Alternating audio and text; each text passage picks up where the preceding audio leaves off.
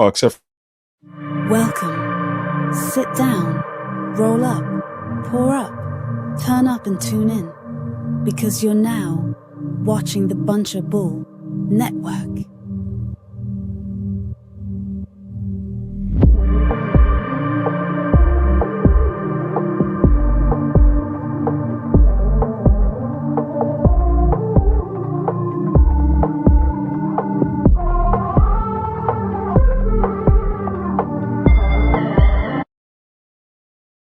What up, what up, what up? Welcome to the world's dopest podcast, the Marley State of Mind podcast, down here at the Bunch of Bulls Studios, as per usual. And tonight, I got a special guest in the house with me. I got my man Mike Swindell in the house. How you doing, brother? Good, man. How you doing? Doing well, man. I usually like to kick the podcast off by saying how I was introduced to the artist or creative I have on. For you and I, we met on set of a TV show that we're filming right now. And it was cool. You know, we started talking and immediately we had a connection. You know, you said you were into music. I was like, oh, me as well. You know, you said you done a few podcasts and I was like, oh, I do a podcast, you know, and so you're like, wait a minute, and then right from there, we just, you know, the conversation just flowed. And, you know, we spoke about doing this and you were a man of your word. And of course, I always try to be one of mine. So this worked out very well. And I appreciate you coming down and joining us. I'm just glad to be here. I'm looking forward. You know, I was looking forward to it all week. And since you said it. So, yeah. Awesome, man. I know you wanted to kick this off with a few songs for us. So I'm going to let you get into it, man. All right. This is one off my album, American Bittersweet. I was living in Nashville for a little while. You might want to put the microphone in front of you. I don't want anyone not to be able to hear you. So this is one of those songs off that. And then I remember you told me a little bit about your Nashville trip. You got it? Yeah. I know you told me a little bit about your time in Nashville and you were doing some songwriting in Nashville. And I'm sure we're going to get into all that. You said this particular. No, it's okay. Tear it up, bro. Sorry, tear it up. We did. I kind of went down and just reinvented myself. Yeah. And wrote an album, and then my drummer and I were doing some stuff now. I just did 3 songs in the studio, so I'll just play these 2 and we can start bullshitting. You know? Yeah, hell yeah, man. Go ahead and intro the tracks too for us and let us know. This one's called the Tide Within. I kind of rewrote the ending to it, so it's a little different from the album, but.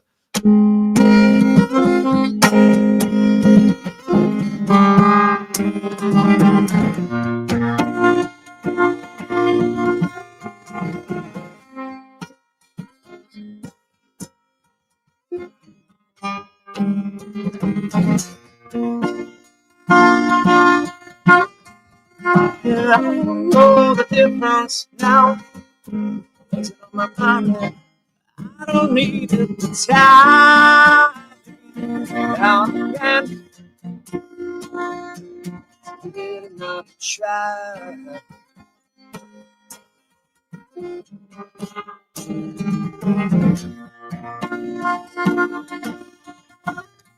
And I feel things coming around. Look at what we've been through. I don't need to remember what it was. Just give it another try.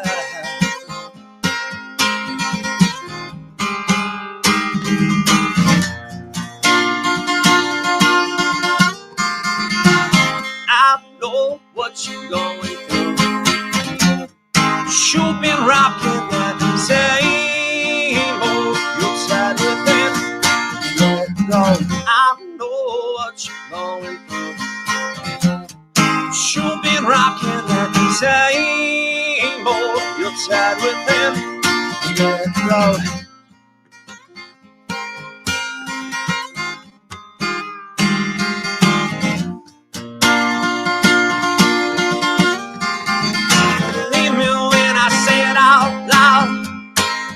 Get a chance to all those things you were hiding inside yourself. Let's give it another try.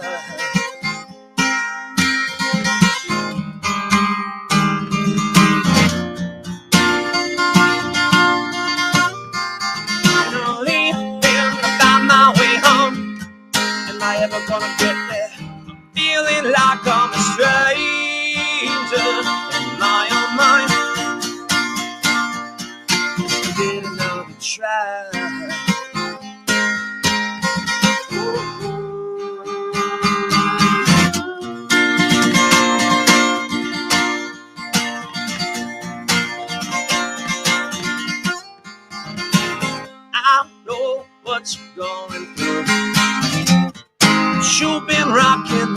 same old, you're tired within. Yeah, Lord, I know what you're going through. You've been rocking that same boat, you're tired within. Yeah, that same boat, you're tired within. Yeah, Lord.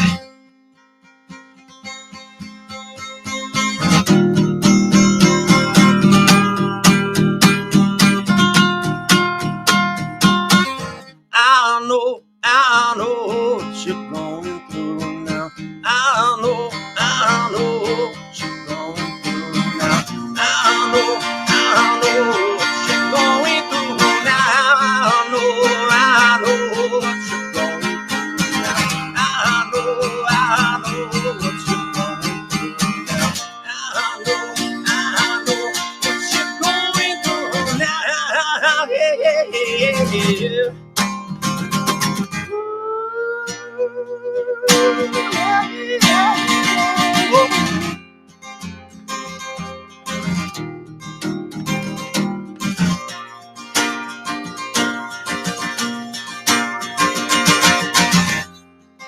Hit a somewhere we'll never be the same.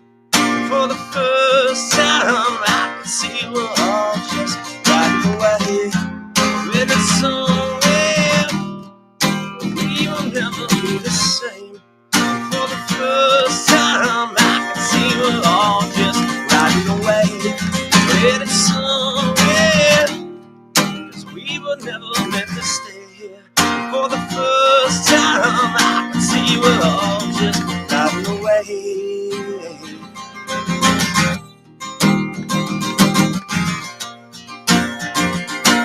Yeah, I can see we're all just riding away.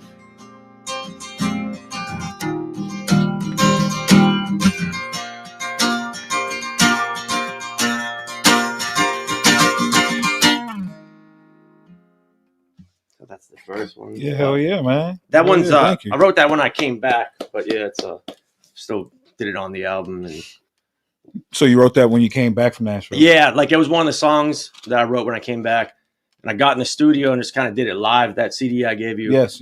And then I was like, some of the songs I was scrambling to finish up, so like I kind of rushed them, but You can't tell when you listen to it. You certainly can't tell. cool. Yeah. But this next one's my single I'll be releasing. I did it in the Tonic Studios. Okay. So it's in McKeesport, and we did 3 songs there. And this one, on the song I play with my drummer and I'm a bass player and all that stuff. But this is just solo. Okay. And yeah, so this will be. It's called My Awakening.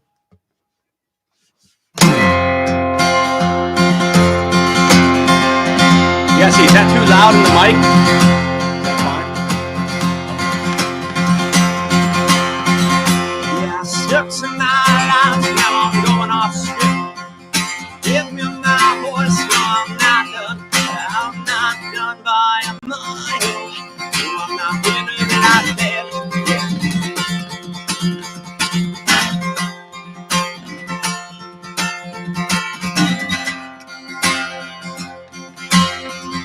Yeah, I'm hooked down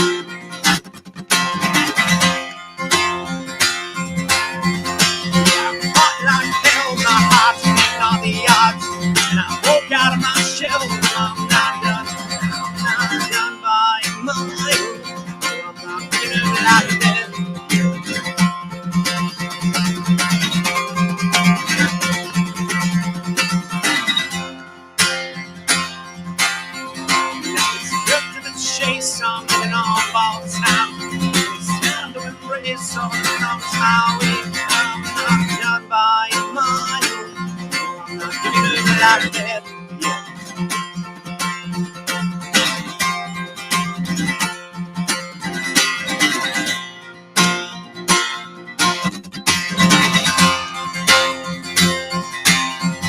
Yeah, see how it goes, and I'll tell you the rest when I know my line.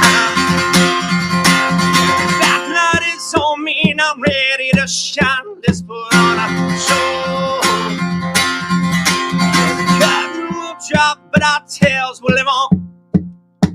The rock is I'm not giving up like that.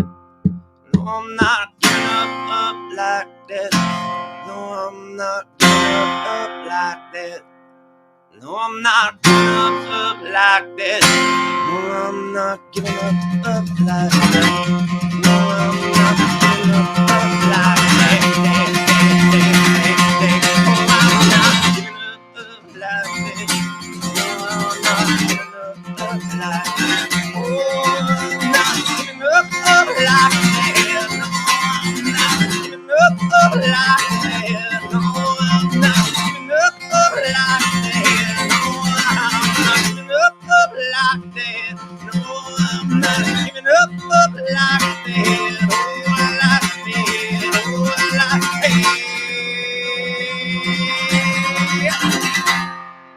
that. Hell yeah, bro. Hell yeah, man. And I mean, I think it's clear to see from both of those songs that, you know, you're very talented. You have a veteran presence about yourself. Thanks, when it comes to music. You know, no hesitation. Everything's very smooth. Very talented guitar player. I just appreciate you having me, dude. Yeah, man. I was looking forward to this. Me I was too. telling them since we, decided First to do this. about it, Yeah. Yeah, no, same. And yeah, man, I'm blown away by your live performance, and I had no idea you were going to do it. You might be the first. You might be the first person to perform live. Sweet. On a Marley State of Mind podcast. So I appreciate you bringing that to the podcast. Now, when I hear you, I can't help but to first immediately think, how long have you been playing? I was like 12, 13. Yeah. Yeah, for a while. Yeah. And so we were talking about that, like when you growing up being passionate about it, you just stuck with it, Yeah. And I guess that's.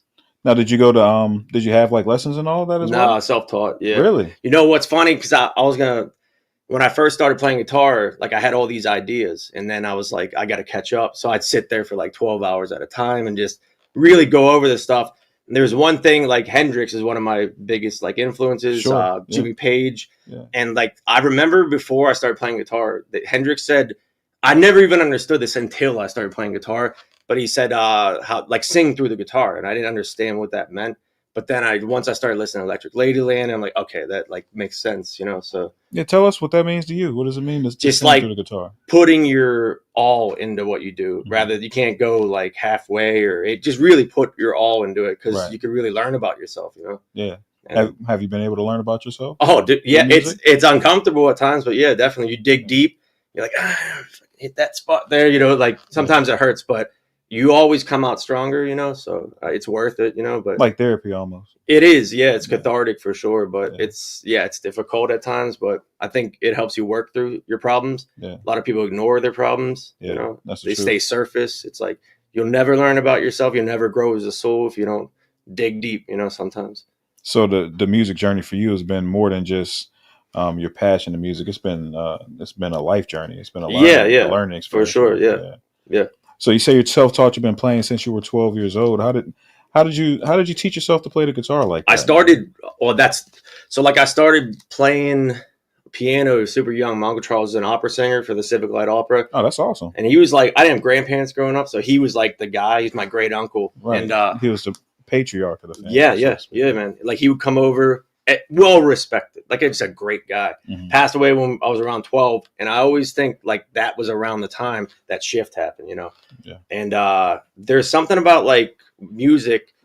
Like I was into punk rock and stuff first, and I told you like some of the albums that I buy, like even with the hip hop, like DMX, Nas, No Effects will be like punk rock, Rancid, Green Day, Nirvana. Yeah. Like I grew up on all that stuff. Yeah, for sure. And there's a certain like passion you have. And I just MTV music. Yeah, dude. Dude, that was the thing. Yeah. So when I was talking to you, I think about this, like we had you go to the TV, and then the bottom corner would be like a song. You'd have to rush in to check it out, you know? Yeah. So like that's how you found music. Now you could just Google everything. Yeah, it's all easily accessible. And I think at that time when it wasn't as easily accessible, it made it even more special, right? Yeah, Because definitely. Yeah. like you had to do a deep dive And then you really research to find out what you wanted to find out. It made for a much different experience. You'd have to hum the song to the guy at the CD store. You're like, and then you're like, you'll never. And then you hear it on the radio, but they don't say it. You know? Yeah, you catch it in the middle of the song or something. Yeah, before now they have apps for it. It's all easy now. You kids got it good. But we didn't have a drummer for a long time. To answer your question, I did this roundabout thing, and we didn't. Matt and I, my bass player at the time, we didn't have a drummer for the longest time. They were either flaky or whatever. And then I just started playing acoustic, and he's like, "Can I join you?" I'm like, "Hell yeah!" So I would do this percussive style to just to get people's attention, and it kind of became my thing, I guess. The way I play it. And also there was an artist. She does like tap guitars, like the Annie McKee style. But her name's Khaki King. She's around my age. Okay. So we used to play this house. It was called the Spider Lounge. It was like basically like a party house, but they had a stage in the basement. Right, so everyone could perform. Yeah. And some dude handed me her CD, and it was from 2003, and I just listened the shit out of this thing. What made him decide to hand you that CD? He's like, first off, he was making out with some chick. We were like literally sitting there. He was like, and I was just trying to sit on this chair. I'm like, all right, dude, you know. Yeah. But like, he just told me about it, and he handed me, and he goes, check this out. This is a new. Everybody Loves You is what it's called.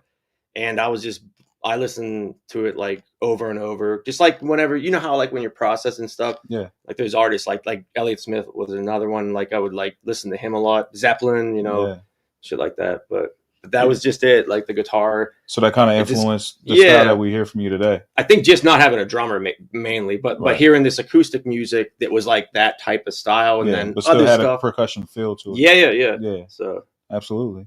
So you started playing. You said you played the piano at first. Yeah, chopsticks. Do you think that helped you in playing? Like your understanding of music from playing the piano, you think that helped you in learning the guitar? Just being around people, like my Uncle Charles, my mom was a singer. Okay. But like the piano, it's funny because we were younger. My Uncle Charles wanted to teach us, showed us chopsticks. Mm-hmm. We didn't give a shit. We were like, okay, you know, weren't that interested. But whenever it came to like playing the guitar, my dad actually bought me an electric, and I just played, you know, the hell out of it. And then I ended up just listening to I got into punk rock, and I don't know if what was like one of your first artists you listened to? Probably Michael Jackson. Okay. So what style were you like drawn to, would you say, when you first like really got into music? When I first really got into music? Probably like R&B. Okay. So now did you catch yourself only listening to R&B?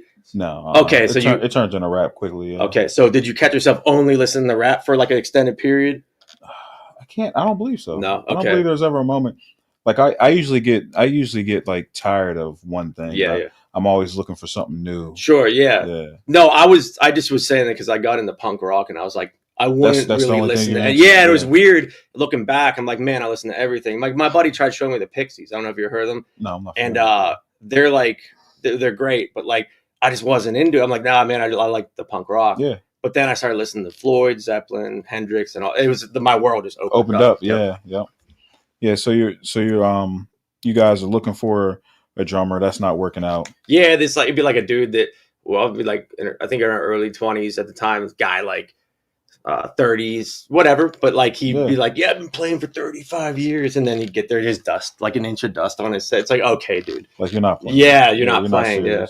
So people didn't take it seriously, and you always took it serious. Right? Always, really? I mean, dude. I had a guitar on my back, walking around like Johnny Appleseed. No, I just always had a guitar every place I went. You know. Now you said your family was heavily involved in music. Were they supportive of you in this? Yeah, my mom was definitely supportive. So these, it's, how it is. Like it's like a mix sometimes with people, but you just persevere. That's actually how you grow, through the doubters. And it's like if some people unfortunately don't get past that phase, right? But if you stay, resilient and strong, you never know what can come of it. Did you face a lot of opposition as well? Sometimes, yeah. Did it come from like surprising places when you got that opposition? Like, was it close family or friends? Yeah, it's weird because usually it's behind the scenes. Right. And then you hear about it and you're like, oh, okay. You're like, but I'm not one of those. Was it more in your face? What's that? Was it more in your face, the opposition? No, like it was like behind the scenes. And then you'd hear about it and you're like, okay. And then you're like, I'm not one of those people. It's like, oh, I'll show you. It's like poison, you start telling. That's like you just let it go. Yeah, because I'm doing my own thing anyway. Yeah. So you don't have to understand me. I don't really. Right. Is what you either do or you don't. You know, Right. you stay surface with me or you go deep. Whatever. You know. That's the important thing about music, right? Is the fact that you have to keep it in its purest form. You have to remember you do it for yourself. That's right. Because a lot of times, if you get caught up in doing it for others or making music for fans or making music for the world, it starts to lose some of the passion and the soul of it, right? And I think it's important to remember why you do it, and you lose yourself. You lose yourself, and then you don't make the music doesn't come out as pure, right? Yeah, like the songs that you make, not caring if anyone likes them, are much better than the songs you make when you're trying to make like what would people want to hear. Because you get your own style that way. Right. And it's difficult to tell people. Like, I don't do covers. I never did. I was like, not against them. I guess I was. I don't probably do really? Even at gigs, you don't do covers, like really? But that's just me. And yeah, it's stubborn, but whatever. That's awesome. Yeah. But that's how I would try to cultivate my own style. And everyone forces you to create a lot of music too, right? Yeah, because I'm always writing. You know, right. I'm always, I think when you know how it is, like you get grooves. And then sometimes you'll get outside that. Yeah. You're like, all right, I've done this. Can you maybe veer? And then you go right back in it sometimes. But so whenever you're doing that, right, and you talk about getting in the grooves and not feeling like, what is your style like? How do you approach writing a song? Do you try to make it like routine? Or do you do it more so when you feel like doing it? Like, what is your style of creating music? Like, I'll do it. Or what is your process? My process of making music, because I've like really gotten it down to I don't even want to say a science. Yeah. That's so lame, but like I've gotten down to like the process down to like the way I like it. Mm-hmm. And then before I'd like write stuff and never finish it, and then I'd have all these non-finished songs, you know. Yeah. But I was in Nashville, and it was kind of one of those times where I'm like it was just a growing period, you know what I mean? And then I would go to my one buddy who's pushing me, get out and do this, you know. And finally, because a lot of the songs are like open wounds, you go play, it's embarrassing a little bit. You're like, talk because you're so vulnerable in music. Yeah, but that's the thing, because you don't know who you can touch by playing a song. Right.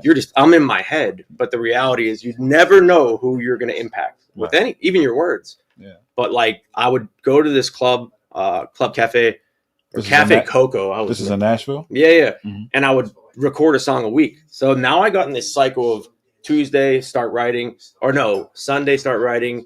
And by Tuesday, I go perform it there. And then Thursday, I do a video. Yeah. And Friday, Saturday, I'd right back at it. Every week, I had a new song. Yeah. And I have them on my YouTube page. Like, nice. So like that was keeping me in like a routine. And that's crucial. You know what I mean? As an artist, staying in that routine. Absolutely. And for you, like you said, it forced you to create because you're not doing covers. You're doing your own original material every time. Yeah.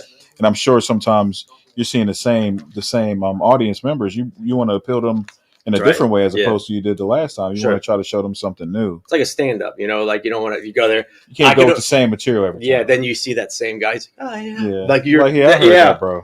Mm-hmm. So now we jumped to Nashville. So before you got to Nashville, had you recorded any music to that point? Yeah, I mean, I had a band called the Tilt Room, so let's talk about that. Yeah, absolutely. Was this the punk band that you were? No, I mean, it's funny because like we went through so many phases. Like we kind of started off grunge and then like punk and then like prog rock or metal, and I was doing a lot of solos and shredding, and like we go to like you listen to Smashing Pumpkins, kind of like that, like heaviness, or like it's like indie a little bit alternative, but like heavy with the solos and like it's rocking, you know, it's hitting. And we do shows like that. And then our drummer would just kind of like, it was just like an issue, like of getting drummers and keeping them. So then like, we just decided to go acoustic. And when I was in New York, was kind of around that same time. I spent time there, your favorite place. And then so like, I spent time there in Jersey with my cousin Jesus, who, dude, like me and him bonded. Like, and it's kind of like, he's my best friend, basically, you know what I mean? And that dude is cool as hell. And I talked about Jesus a little bit when we met. Yeah, when we met. Yeah. My buddy Harlan was like, what? Which Harlan's been on the show before. If you guys had a chance, check out that episode. But Harlan said, wait, you got a cousin named Jesus? Yeah. You're like, yeah. He's like, no disrespect, but is he Spanish? Mm-hmm. You're like, no. Yeah. I was like, his dad was from Spain. Right. And I was like, nah, but his dad was from Spain. And then he he runs a construction company in New York, and or I think it's like Hoboken or something like that. Okay, probably way off. If he watches this, he's like, what the hell are you talking about? No, shout out to Jesus, man. Yeah, hell yeah, bro. You and Jesus started making music, and no, like I was solo. I went. Okay, my bass player was still living in Pittsburgh. I decided to just go. Again, it's one of those periods in my life. I'm like, I gotta figure this out. I love New York, and it was one of those places where like. We talked about it because it's like an overwhelming place. The energy there is it's a lot. You could taste it. Like it's brutal sometimes. Yeah. So then I play, and I think what keeps you going is the people you meet there. Mm-hmm. And that actually was like one of the coolest things because like you were able to do some good networking while you were there. Yeah, I still have friends from New York, and but that's the thing. Like you go there and then you leave. I'm driving through like the Jersey tunnels, and Jersey City Tunnel. And dude, I'm just like Kramer, like Sopranos, like fried. Woke up this morning. Yeah. Oh, dude. So my cousin gave me shit because I told you that I watched like the first 2.5 seasons, and he's like, "You didn't finish it, dude." Yeah, that is crazy. So annoyed. You're a big fan. Yeah. You gotta finish it. What up, Shawnsky?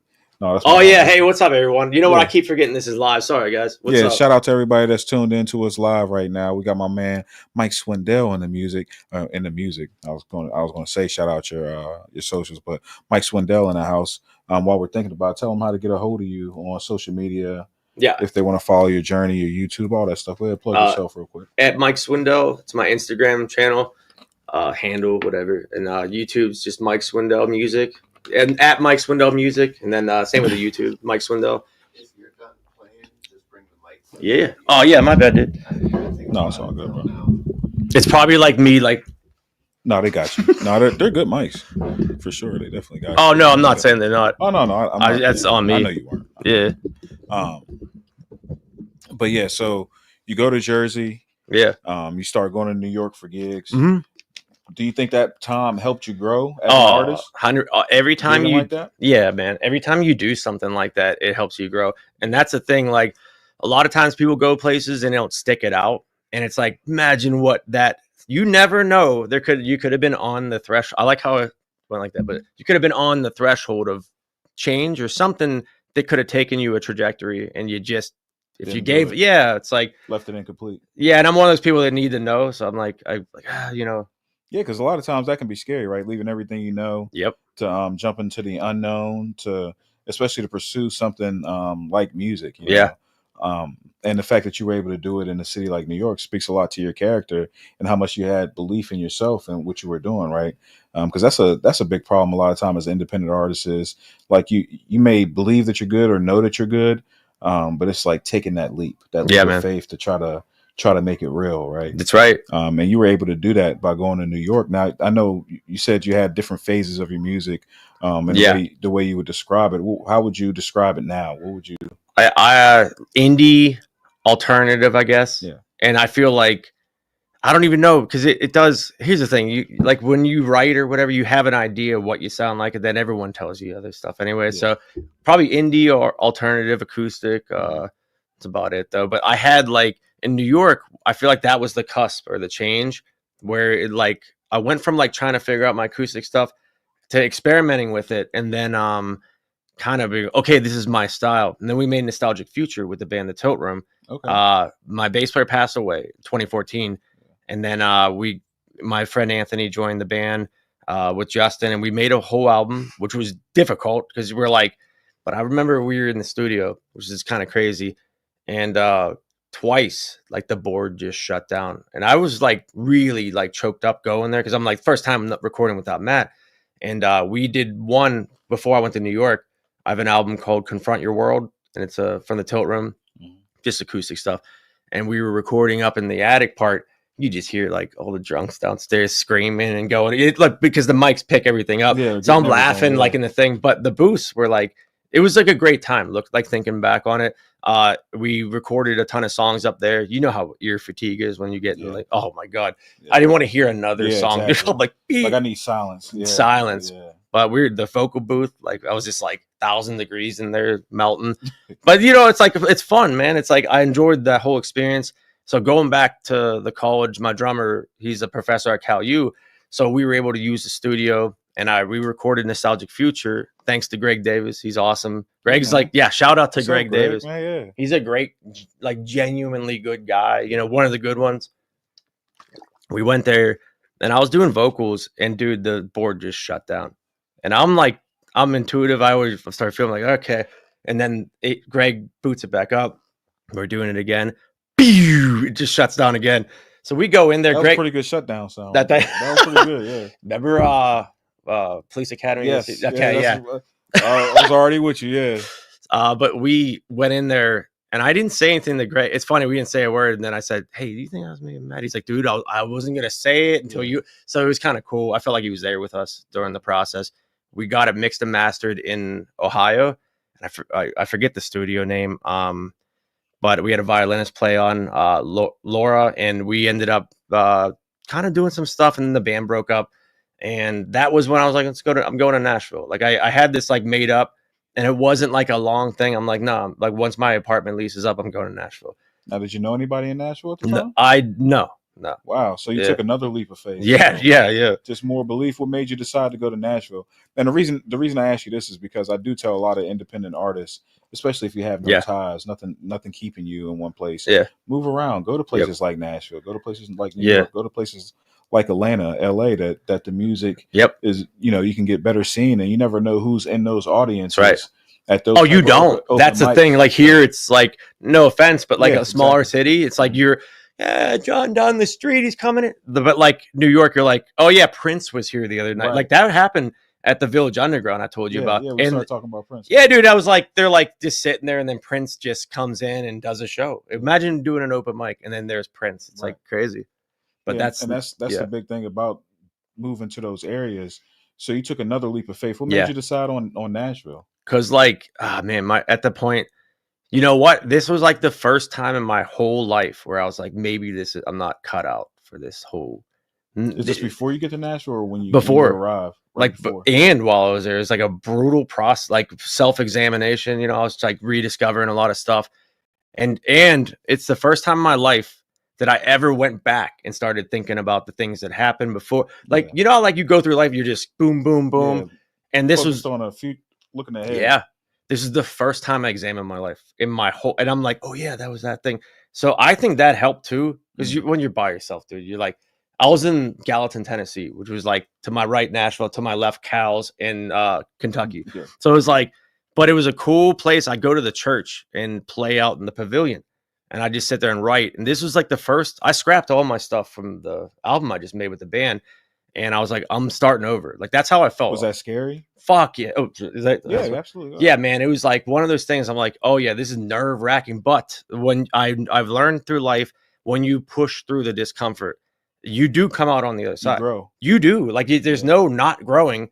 Unless it's like something horrific happens, but like even through that, you learned it. You never know what's good or bad, Yeah, no, I always liken it to a video game. I've said it on this program many times, but when the level gets harder, that's how you get to the next level. That's right. How you progress. So life does give you those challenges, and in the moment you don't understand why it seems like the worst thing in the world, but when you get on the other side of that, you're so much better off. 100%. And for any younger people out there, like that is.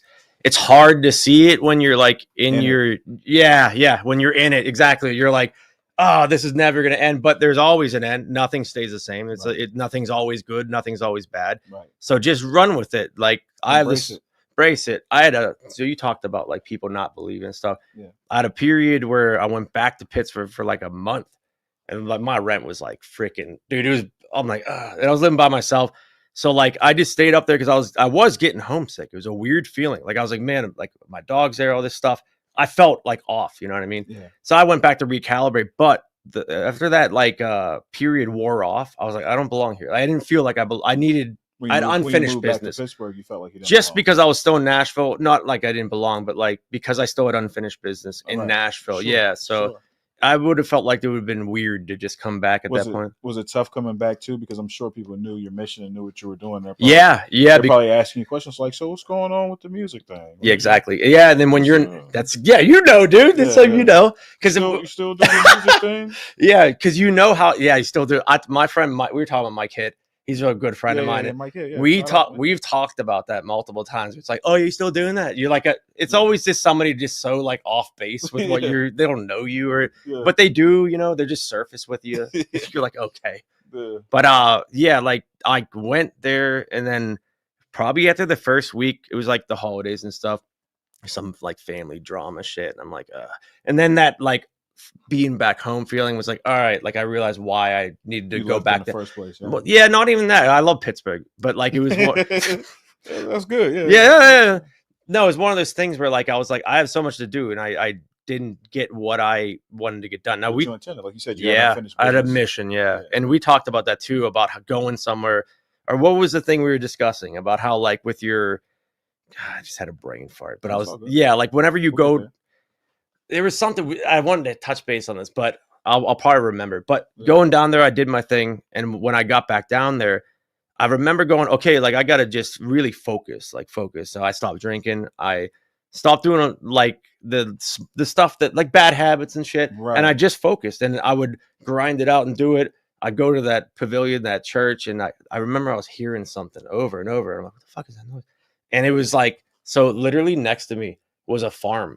And there were cows like mooing when I was playing. Mm-hmm. So I've seen people with trumpets and shit. And I have a recording. It's kind of funny, but like I go play there all the time because in my apartment, it's like you hear my style. It's like I'm sitting with a megaphone. So I go out my neighborhood, like, I'd be like, hey, like, hey. And then they like walk by, But after a while, I started doing my thing. I wrote a ton of stuff down there. And I think it gave me what I needed to come back to Pittsburgh and recollect myself, get that album done, get these songs done. And I was confident with my abilities. Like it was no more like, all right, maybe I should do this. That was why I was writing so relentlessly, because I never felt like it was good enough. You said you went back and you focused, and you like cut out the going out and all of that type of stuff. Do you think whenever you first were moving place to place, it was tough to find a balance because you are new in town, mm-hmm. You are young and single, you're trying to figure out yourself and doing things, and you still want to have a good time, right? That's right. Yeah. Did you have a hard time in trying to balance like being a professional artist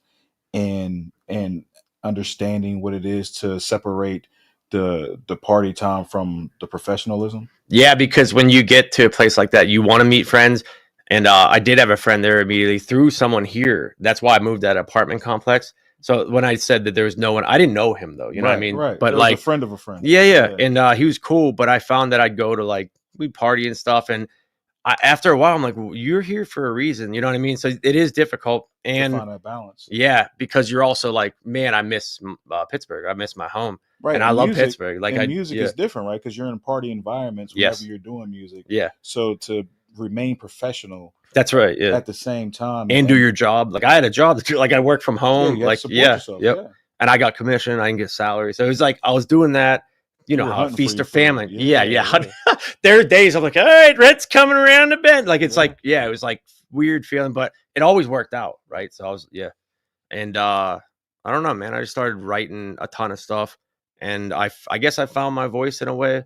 And that was something that I was searching for a lot. And maybe I found it before, but I especially found it there. So what came out of that time? What music were you making that came out of that time? That album that I gave you, American Bittersweet. Bittersweet, yeah. I wrote that song.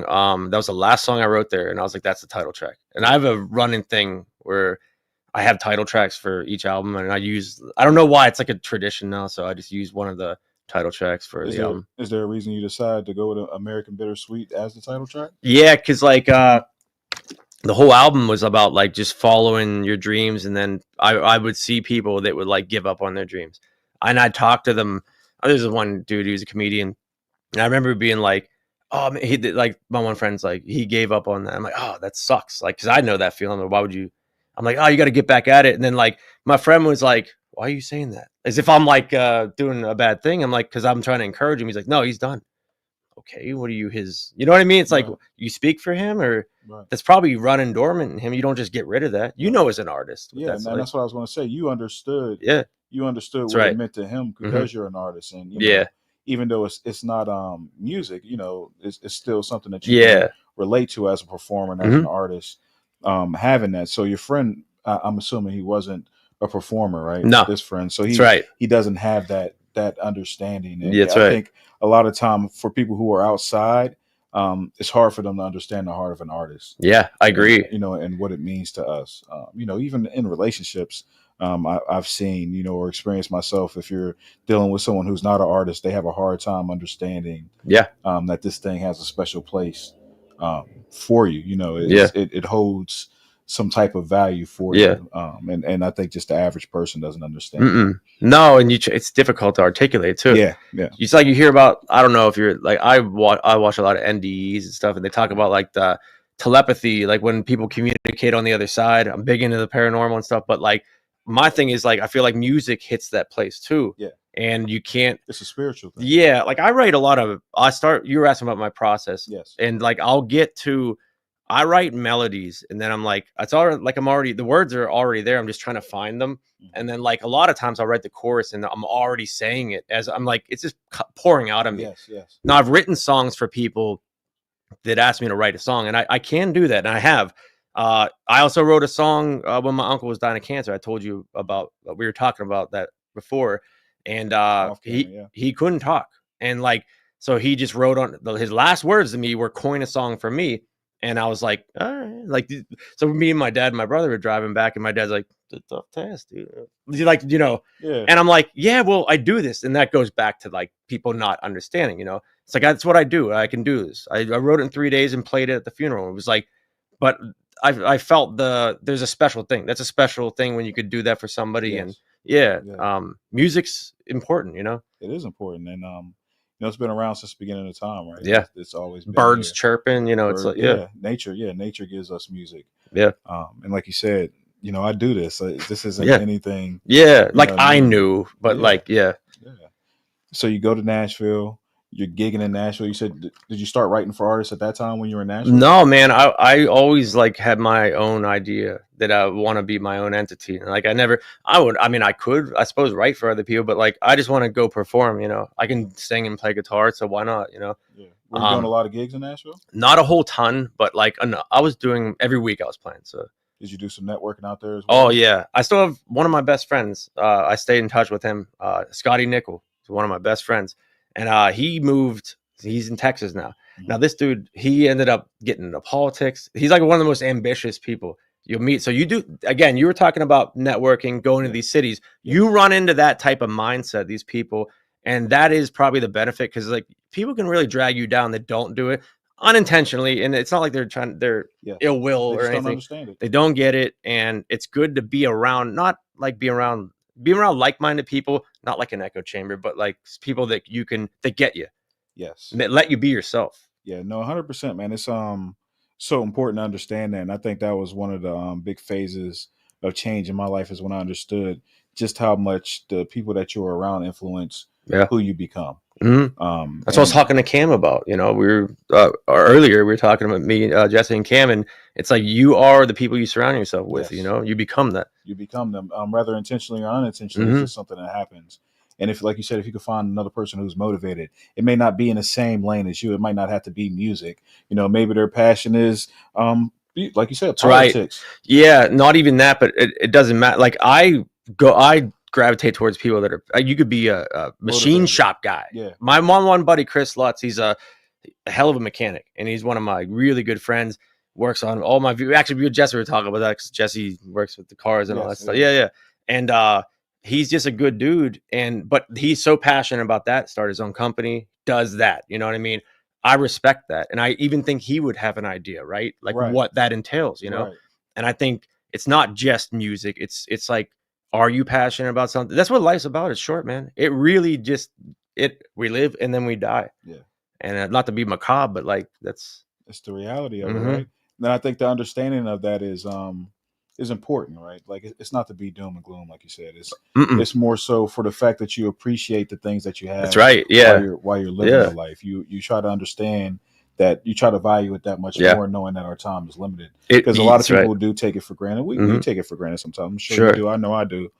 Take it for granted at times, even with that in mind. Yeah. So it's good to remind yourself of just how short it is, and life will quickly remind you of just. Oh yeah, real fast. Yeah, man. I've been doing this thing, and it's tough. And I would say this year, but it's tough doing this, where when you're in a shitty mood or a bad mood, you'll be like, just off. Now I try to practice gratitude in that moment. Yeah. Oh, it's real hard, but It like is, yeah. if you can do it, you somehow pull through that. You do. It's real too. Yeah. So, and at first I'm like, you're just like, nah, I want to, and then you just don't know. Take a moment. There's things you should be grateful for, like really great. Like there's people out there that don't have certain things that you yeah, like the fact that we're drinking clean water. Yeah, that's right. Yeah, it's a blessing. Yeah. And it is something to be grateful for. Like you said, it's just so easy to get swept off in the norms in the day to day and take these things for granted that we really shouldn't. But yeah, no, you're 100% correct. Yeah, and anyone who laughs at that, I think it's like one of those things in life where you're doing your thing. You should respect people like that who are out there doing their thing. It's really difficult to try to do your thing, whatever that is. Especially if it's different than the norm. That's right, yeah. But that's the problem. Difficult. If it's different than the norm, people typically they see you as weird or whatever. They're like, I don't get that. So therefore, but that's surface stuff, you know? Yeah, but no, and you said another thing that you said that kind of connected with me is the fact that you understand that you had to recalibrate. Yeah. You could feel yourself being off. Yeah. And that's something that I try to be cognizant of too, because I think it's so easy to get wrapped up in the world and not understand why you're having the feelings you feel. That's right. And you'll reclassify them as something else when in fact you just need to get back to yourself. Yeah. And find your center and focus. And you're able to do that. So I can tell what type of individual, by you saying things like that, I can tell what type of individual you are. Oh man, I appreciate that. And that's probably why we connected right away on the set. Cause it was like all the people there, which that was a lot. It's a lot of fun doing that, but yeah. You were sitting behind me. We were talking about the Chappelle show, and like we just hit it off living Keller. Yeah, and I was like, you know, we grew up with that. And I know your birthday only because it's 1, 2, 3. And I told Cam that he's like, oh my god, 1, 2, 3, and we were laughing about it. But it's like that's cool too. And we're around that same time period where like the best MTV yeah. It was the cool period. Yeah, we had the best toys, all that stuff. Hell yeah, for sure. I agree with that, bro. It was a great time to be alive. Best music and everything. So you go to Nashville, you make the album. Right? You make the album, you record down there. You said you're doing some gigging. What was the follow the album? What did you do to follow that up? So with the American Bittersweet, like I said, I wrote it because you do see there's a lot of people. You're like, okay, reality hits you when you go to a city like that real quick, and you're like, oh, the music community is huge, right? Yeah, it's big, and but it's big, but it's small, right? It's a small world. And if you keep at it, now I had a guy tell me, he's like, man, a lot of people come here and they leave after a year, which is what I did. But he's like, if you stick around, he's like, you start to make those connections, and the people that you were there with at that moment, start. That's how it works. And it's like, that's why it's just good. First off, not because of a motive, just be decent to people, right? 100%. Just be decent to people. Be that way. But like, that is a reason why. Just watch what you say to certain people, because it's like, if you are that guy, you know, because you never know who you're talking to, and 100%. That's. But don't do it for that reason. But yeah, you see what I'm saying. You're 100% right. You don't know who anyone is, and you don't know who anyone can become. You know, and the same person you might be shitting on at the moment could turn out to be Jeff Bezos. You know. Yeah, exactly. Or anything. You know, and like you said, you don't be nice to people for that. No, reason. You be nice to people because that's the thing to do. Yeah. But also, you be nice to people because you never know. You just never know. You don't know what they're going and through. You don't know who's watching. I remember there's a famous Muhammad Ali quote where he says, you know, I watch how people treat the waiters around me. He's like, because I know they're going to be nice to me. I'm Muhammad Ali. Of course they're going to be nice to me, but I see how they treat other people. Because if I was one of those other people, that's how they would treat me. And that's no truer words than spoken, you know, and I'm observant and cognizant of the same thing. Sure. You know, I see how people treat people, and you know, you may not be treating me like that. No, but I see you treating someone else like that, and now I know who you are. Yeah, you expose yourself to be. They're exposed, and I always say this when people that talk a lot of shit. I'm like, I wonder what kind of stuff you're saying about me behind my back, and that usually, like, you can get engaged with somebody the way they are by the things they say to you. They don't even realize it, you know. Yeah, 100%, dude. Yeah. No, that's another thing. You're 100% right with that. You know, and I'm conscious of that, and I tell my children the same thing. I'm like, if they're talking to you about somebody, best believe they're talking to somebody about you as well. That's right. Yeah. You're not out of that. You're not above that. No, you know, I called someone out about that one time. They didn't deny it. They just laughed. Yeah, because they knew it was true. Yeah, they do. Like, how do you know that? Yep. I'm forward, so I don't mince my words or anything. So it is what it is. But I think that's the best approach, right? Yeah, I'm not like brutally on it. Like, I'm not gonna be like, say something, you know. But yeah, I think you should be honest with people. Yeah, I think it's best to clear the air and have things out in the open, and we can know where each other stand. right. I think, and that's 100%. another thing in society we get caught up on. Like, I don't have to agree with you. Yeah. I don't have to agree with you to get along with you. We can Yeah. have totally different opinions on a subject or a number of subjects, but that doesn't say anything about your character. You I can agree. still be a good person just because we have different Yeah, opinions. I agree 100%. I mean, that's the way I treat people. I just treat them with respect until they, Give you a give me a reason not reason. to. Yeah, exactly. Yeah. All right. So dope. So we're in Nashville. We cut the album. Yeah. You're networking. You still have friends? You still have Yeah. friends in net- I had a friend that had me go down there, and her name's Crystal, and I played a show in 2021 around the pandemic time, and then did a show there. But that's the last time I was there. I want to start doing more podcasts. I want to get on. I want to go to Toronto. You ever been to Toronto? Not since I was a kid. Why don't you come to New York with me? Take a trip there. It would be. I would. Dude. Would you for real? Yeah. All right. Because I want to go back to New York. You crash with my cousins. He lives like right in Jersey. Go in. Yeah, Jesus. New York's not that bad, dude. I swear to God. It's a cool place. I mean, I haven't been there in a long time. we're not going What to didn't you start say? that slander. Did you say you got sick though? Yeah, I was sick. Okay, yeah. So that, yeah, no, I was definitely I wasn't feeling well. Yeah. Either time I was in New York, me and my homie Shonsky. What up, Shonsky? We went down to New York. His homie T-Rex had an annual show. Rest in peace to T-Rex. Had an annual show that he would do down there, and we went down to perform. Yeah. Had a couple of those, and it was I was sick. I was miserable. This shit, you probably thought of the one guy. He's like, and then you shook his hand, and you're the next day. You're like, dude, you're starting to feel it, No, I was sick before we even went down there. So yeah. I knew it was not going to be. And then on top of the hustle and bustle, oh yeah, dude, it's just overload. Bad, yeah, I hear you. Bad. But yeah, no, we could definitely. How was that tour though? Like, because we talked about it briefly, but you said the Colorado one. You didn't do Red Rock, did you? No. Okay. We did, Cervantes. All right. In Denver, Colorado, on 420. Oh, nice. It was dope, man. Could you see? Yeah. Like the smoke. No, the smoke. Yeah, Yeah. It was smoky for sure. Yeah. I never seen weed smoked openly so much, so freely in the way that it was. I seen a dude Yeah. with a bowl in the street. I'm That's like, probably- damn, this is where I should be at. Yes. But no, it was a great time. I got to once again, Shonsky took me along with him as we opened up for Chris Webby. It's awesome. and- Yeah, you said and he was a big, like, he's one of those dudes, huge following, you know. I had no idea. I learned a lot about music. I was inspired hugely because Webb doesn't have any songs on the radio, but Yeah. he's wildly successful. There's crowds that are lined up around the corner to see this man. Yeah. And it showed me. You have to respect that. Yeah. It showed me that there's other paths besides the traditional, what you think it is to make it. I had no idea that you can make it without being mainstream known. Yeah. And his fan base will always be there because Yeah. they're a core cult following. Yeah, man. They're not buying Instagram likes and all. Yeah, like that No. dude has, and you say he's helped like a good person, like a He good is dude. He's good- helped you out a lot. Yeah, he's a great like great on dude. tour, like He's a great dude. And they were warm, they were welcoming. Everyone was nice, but it was a nice stretch, bro. We went to it started off in St. Louis. We went to Greeley, Colorado, then Denver, Colorado. Then we went to Casper, Wyoming. That's awesome. And these are places that I've never been. Yeah, prior to that. I haven't been. Furthest west is like Cincinnati, so like that'd be cool just to go. And it was beautiful. experience it. It was Yeah, as well. And those people don't get a lot of music. People touring through there like Sure, that. yeah. So they're that much more grateful. to Yeah, see these things take absolutely, place. man. Yeah. So it was cool. I was asking people like, "Oh, who you?"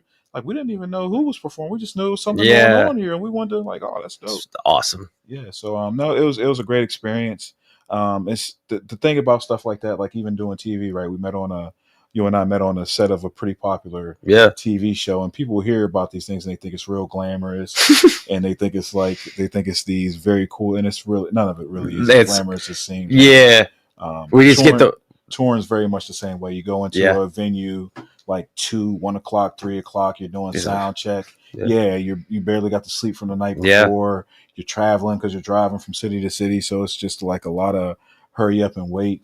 You don't get Hurry to see up and wait. you don't get to see a lot of the Yeah. city either. In some occasions, sometimes you do, sometimes you don't. Yeah. So it's not really glam. It's fun, of course. It's fun. You Of course, perform your yeah. music and do all that stuff. You get to meet with fans and have those interactions in that way, but it's not as glamorous as people Yeah, like think. Entourage, like you know what I mean? Like, Same thing about TV, right? Yeah. Like doing the show, you like, oh, people, you tell people about, Sure. like, oh, that's awesome, dude. Yeah. Probably like, man, I sit and I wait a long. We were waiting time. a ton. Yeah. That it's whole a lot of hurry up. You're and wearing wait. some shoes 9 different people wore. You know. Yeah. You're just like, it's not glamorous. No, but it's but it's fun. It's yeah, fun. because not taking anything away no from the experience. Yeah. like my buddy Eric Sharp, he's an actor too. That was my Justin was in front too. I met him on the set, and we were.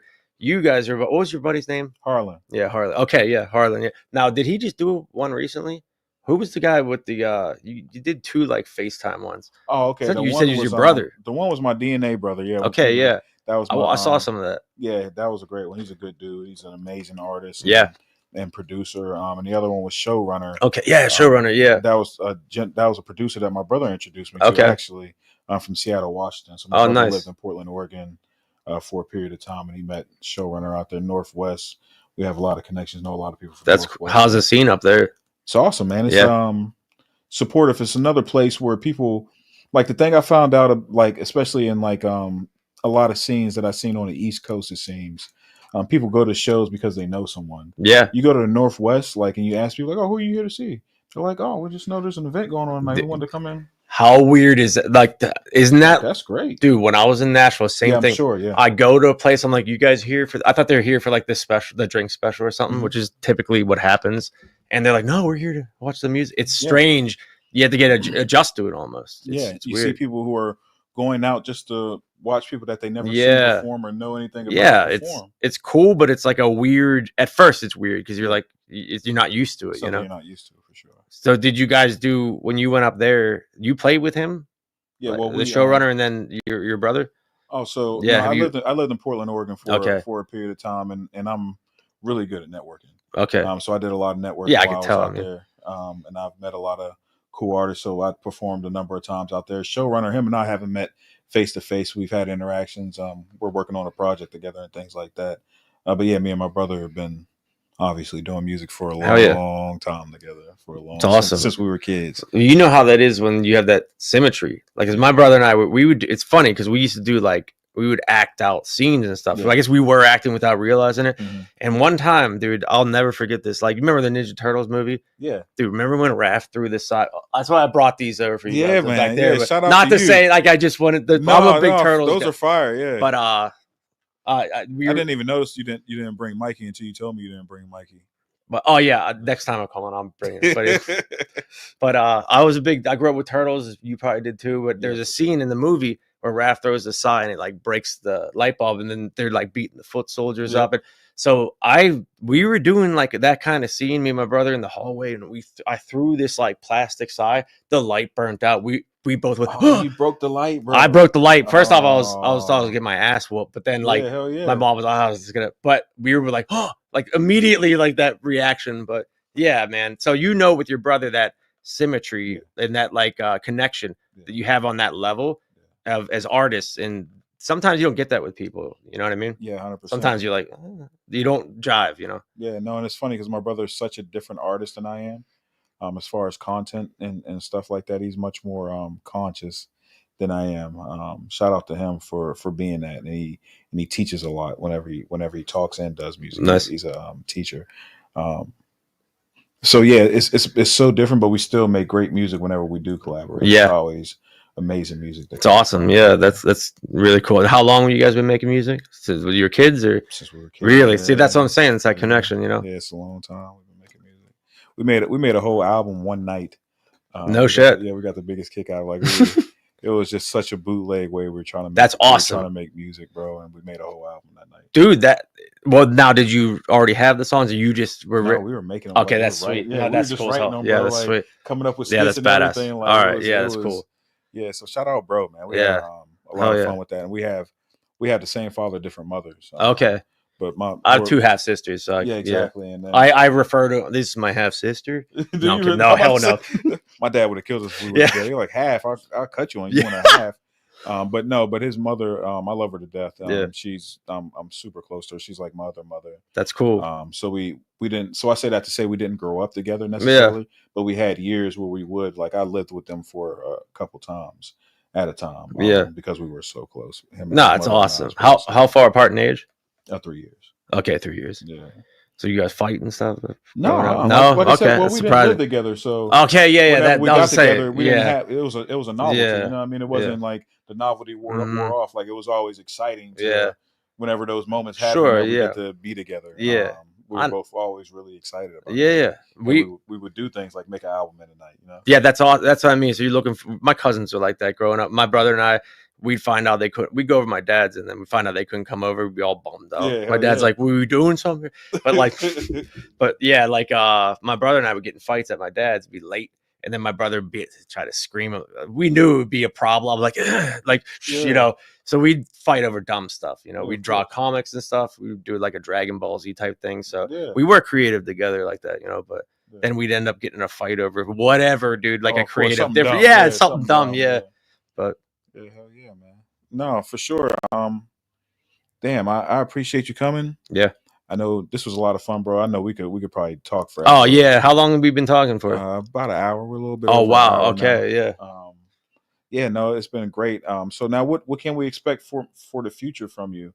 Do you have any shows coming up? Or are you dropping any projects? What can we look forward to? Yeah, the 3 singles, I'll be putting those out. Yes. So they'll be coming out probably in the summer. And then I want to get on some festivals. There's what's that one festival by Mr. Smalls? There's like a big festival there. I don't know if you ever do it. Yeah, just check it out. Yeah, for sure. Yeah, I'll actually give you info on it because I'm probably gonna sign up. My buddy always gives me the info. So that I want to do more podcasts. So yeah, you're welcome down here anytime, bro. Yeah. Even if you want to just come and kick it, I might. Yeah, you guys are cool. Bro. This place is sweet. Yeah, man. I'd love to have you again. I appreciate you coming. Yeah, you guys don't see it. There's like 300 people. There's a huge studio audience. Insane. The amount of people that are in here right now. So one more time, let them know how to get a hold of you on social media and all that. At Mike Swindell Music. Yes, sir. And that's my Instagram. And then Facebook, just Mike Swindell. And same with the YouTube, Mike Swindell. It's a solo. And I also, my other band's the Tilt Room. So I have stuff all in there. But mainly my new solo stuff's Mike Swindell. So for sure. Man, make sure y'all check him out. Make sure y'all check us out. I'm here every Saturday with a special guest. 8 o'clock, we're starting. Make sure that you're there. We're also doing Vision Talks on Friday. That's at 2 o'clock. Stash Spot, that's still 6 o'clock, Jess? Yep. Stash Spot, they're doing that. They're smoking some of the best every Friday at 6 o'clock, giving their reviews on that. And, we're going to be here next week with another special guest on the world's dopest podcast, the Marley State of Mind podcast, down here at a Bunch of Bull Studios. Man, give it up for my man, Mike Swindell. And then thanks for everyone who came on live. I appreciate you. Yeah, hell yeah, man. We appreciate y'all joining us. And I appreciate you, brother. Yeah, absolutely. I'll see you soon, huh? Yeah. You're the 17th, right? 17th. All right, cool. For sure. Till next time, we're out of here.